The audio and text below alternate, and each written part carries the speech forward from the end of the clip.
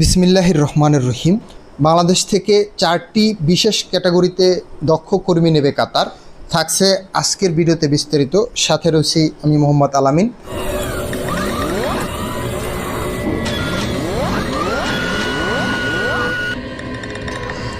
বাংলাদেশ থেকে 4টি বিশেষ কারিগরি ক্ষেত্রে দক্ষ জনশক্তি নেওয়ার তীব্র আগ্রহ প্রকাশ করেছে কাতার। গত সোমবার 18 মে প্রবাসী কল্যাণ ও বৈদেশিক কর্মসংস্থান মন্ত্রণালয়ের কনফারেন্স কক্ষে আয়োজিত এক উচ্চ পর্যায়ের দ্বিপাক্ষিক বৈঠক শেষে এই তথ্য নিশ্চিত করেছেন প্রবাসী কল্যাণ ও বৈদেশিক কর্মসংস্থান মন্ত্রী আরিফুল হক চৌধুরী ও প্রতিমন্ত্রী জনাব নুরুল হক নূর। প্রতি ভালোবাসার নিদর্শন আজকে যে দুই দেশের যৌথ মিটিং হয়েছে, সেখানে মূলত বাংলাদেশ থেকে আমাদের প্রায়োরিটি তো থাকে সবসময় যে অধিক সংখ্যক লোক কিভাবে পাঠানো যায়। তার মধ্যে আমাদের যে ইমাম এবং মুয়াজ্জিন যারা যায়, তাদের যাওয়াটা মাঝখানে একটু কমে গিয়েছিল। আমরা সেক্ষেত্রে একটু সংখ্যাটা বাড়ানোর জন্য আমরা অনুরোধ করেছি, তারাও এগ্রি করেছে। ঢাকা সফররত কাতারের শ্রমমন্ত্রী ডক্টর আলী বিন সাইদ বিন শামিক আল মারির নেতৃত্বে প্রতিনিধি দলের সাথে বাংলাদেশের কাতার সপ্তম যৌথ কমিটির এই বৈঠকটি অনুষ্ঠিত হয়। বৈঠকে বাংলাদেশের পক্ষে উপস্থিত ছিলেন প্রবাসী কল্যাণ প্রতিমন্ত্রী মোহাম্মদ নুরুল হক ও মন্ত্রণালয়ের ঊর্ধ্বতন কর্মকর্তাবৃন্দ। বৈঠক শেষে মন্ত্রী জানান, কাতার এখন অদক্ষ শ্রমিকের পরিবর্তে দক্ষ জনশক্তি নিয়োগের সবচেয়ে বেশি জোর দিচ্ছে। প্রাথমিকভাবে বাংলাদেশের নির্ধারিত 5টি কারিগরি প্রশিক্ষণ কেন্দ্র টিটিসি থেকে সরাসরি পরীক্ষা ও বাছাইয়ের মাধ্যমে 4টি টেকনিক্যাল ক্যাটাগরিতে কর্মী নেবে তারা।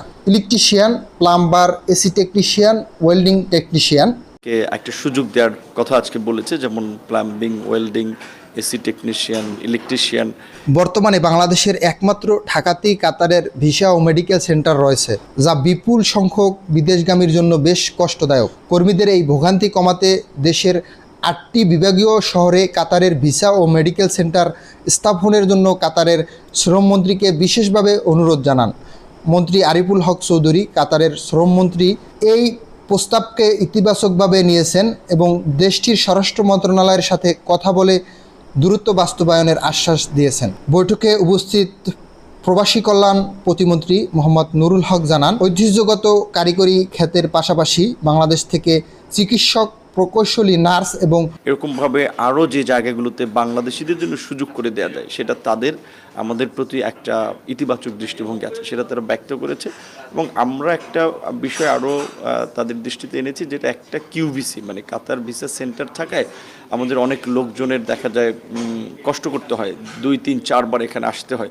সো এইটার আরও নাম্বারটা বাড়ানোর জন্য আমরা বলেছি। তারাও আমাদেরকে আশ্বস্ত করেছে যে কূটনৈতিক সূত্রে জানা গেছে, নিয়োগকারী কোম্পানিগুলো যাতে কোনোভাবেই সাধারণ কর্মীদের হয়রানি বা প্রতারণা করতে না পারে, সে বিষয়ে দুই দেশের পক্ষ থেকে কড়া মনিটরিংয়ের সিদ্ধান্ত নেওয়া হয়েছে। এই চুক্তি অনুযায়ী কর্মী নিয়োগের সুনির্দিষ্ট প্রক্রিয়া ও সরকারি বিজ্ঞপ্তি পরবর্তীতে প্রবাসী কল্যাণ মন্ত্রণালয়ের অফিসিয়াল ওয়েবসাইটের মাধ্যমে সাধারণ জনশক্তি প্রত্যাশীদের জানিয়ে দেওয়া হবে। আমাদের চ্যানেলটির মাধ্যমে আপনাদের জানানো হবে।